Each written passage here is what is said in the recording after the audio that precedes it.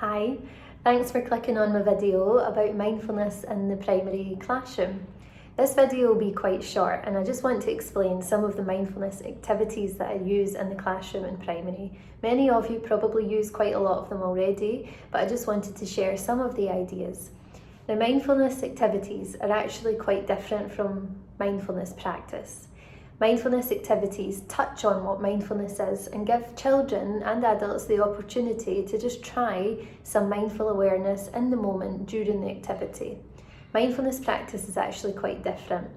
So mindfulness itself, in a nutshell, is being present and aware of the present moment and allowing thoughts to pass through in a non-judgmental way.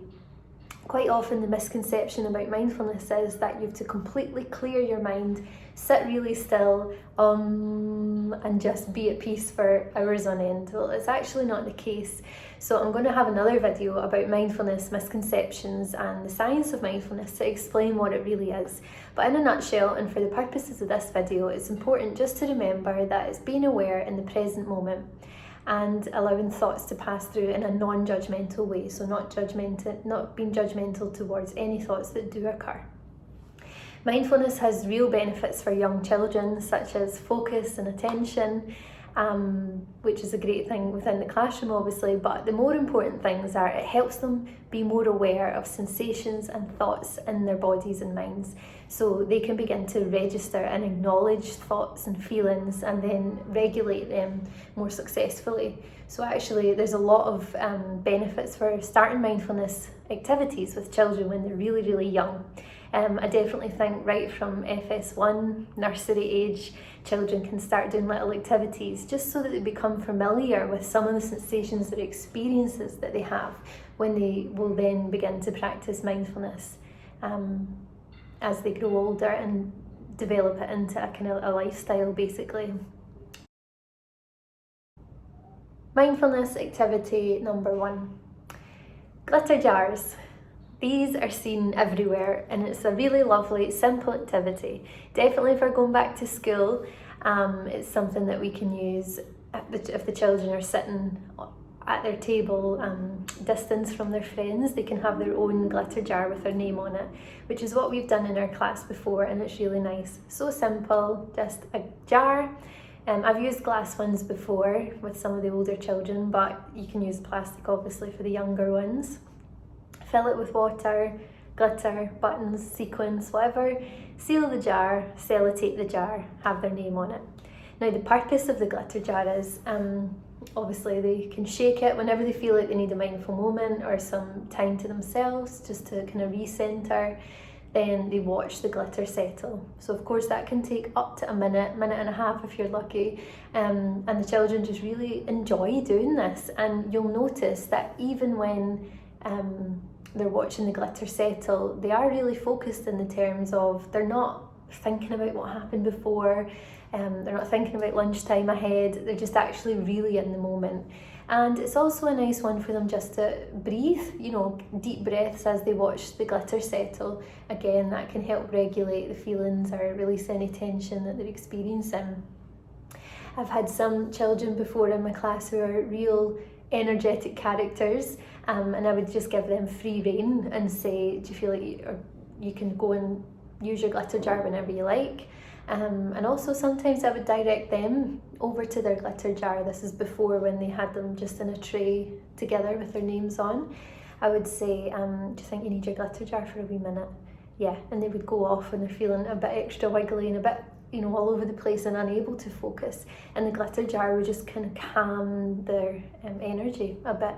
So glitter jars are a great one. So that's my mindful activity number 1. Okay, mindful activity number 2. This is probably a really nice one for children that haven't really experienced mindfulness practice before, and this can be used with nursery age. So basically lie down flat and they can have a soft toy and they place the soft toy on their tummy.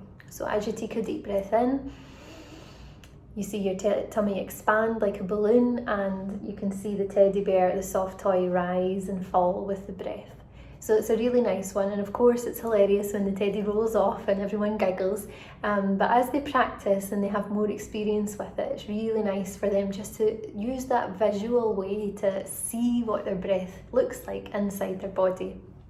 Even if you have 3 deep breaths from a young child doing this practice, that's them already beginning to experience what it feels like to have deep breaths and the benefits for the body and mind. So teddy bear belly breathing is what I've called it before, but you can do this with older children as well, especially if mindfulness practice or mindfulness activities are just being introduced in your classroom. That's a really great way to begin talking about the breath and focusing on the breath. So mindful activity 3, mindful munching. This is one of my favourite ones. It's such a nice activity, and you can do it with the really young children all the way up to year 6, primary 7. So what I do is ask the children for the very first practice, you can actually just take in a box of raisins. You might know this as the raisin activity if you've practiced any mindfulness activities before. But what we do in our school is just use something that's in our snack box. So in our school we eat our snacks at our desk before, well, pre-corona, we'd eat our snacks at the desk before we go out to play. So I would ask the children to choose one thing, and it could be a grape, a carrot, sandwich, whatever it is, and they just hold it in their hand. So the first thing I ask them to do is look really, really closely. So even if you do it yourself, you know, before you do this with the children, take something like a raisin and look really closely, and you begin to notice things that you'd never seen before. So again, when you think about how that really sharpens their attention and focus and presence in the moment, so spend a few minutes talking about what you can see. I do ask the children to shout out and say, and hearing some of the vocabulary that they use is lovely. So they just talk about the different things that they can see, like it's a bit shiny, it's got bumps in it, you know, it's, there's colours, different colours, there's dots, whatever it is they say, but just really encouraging them to talk about what they can see. Then of course you move through the 5 senses, so you talk about what can you smell. So you hold a piece of food up to one side of your nose, deep breaths in, what do you notice? Then move it to the other side. Is the smell the same? Is it stronger? Is it weaker? What do you notice now? But don't rush through it, you know, really spend some time talking about these things. Then I ask them to hold it to their ear, not in their ear, beside their ear. What can you hear? This is actually really funny because, you know, they'll say things like, oh, the reason it squeaks or whatever, you know, but you have to remind them, don't put it too close to your ear. But moving it around, what can you hear? Can you notice anything? Is there nothing? So you might get some vocabulary, it's like a squidgy noise or whatever they might say. Then touch, so I get them to hold it in their hands. What do you feel? Is it hard, soft, bumpy, slippery? Just let them use that vocabulary. What do they notice? But my vocabulary always is similar. What do you notice? What do you notice? And then finally, this is the hardest bit, so they take a bite or place something on their tongue and just hold it there for a moment. Lots of them don't, lots of them just chew and swallow and that's it, they eat their snack. But if you just try and encourage them to do that for a moment, what do you notice? And then, you know, is your mouth watering, the anticipation of chewing, is it cold? What does it feel like? Allow them to tell you after they swallow. So then the next thing is chew, swallow, follow the food all the way down to your tummy. And then that's it, mindful munching. So this might only take 3 to 4 minutes, if that, maybe even shorter than that. Quite often, I mean, it's difficult because they're hungry and they want to eat their snack. But it's a nice one just to introduce the practice of mindful munching. So just a bit of context about that one. As an adult, you can eat a whole meal mindfully. And again, it can be quite difficult because it's something that we're not used to. But if you think about, well, I know that I certainly do, if I sit in front of the telly and I've got a packet of biscuits, the whole packet's gone because that's mindless eating, just constantly chewing, swallowing, not actually registering what we're eating.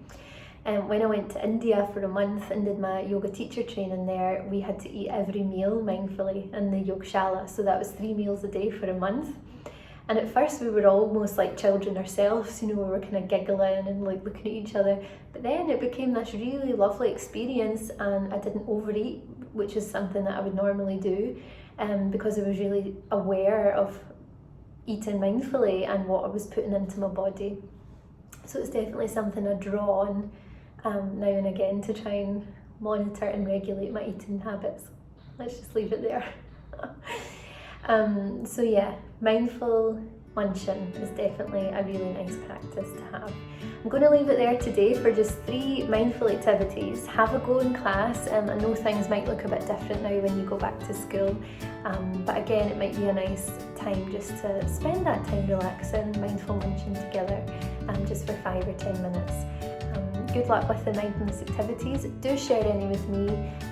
It makes me laugh that I'm going to say this because I've never made YouTube videos before, but do subscribe. It would be nice to keep in touch with some more of you about the things that you do for well-being and education. Have a nice day, and thanks for watching.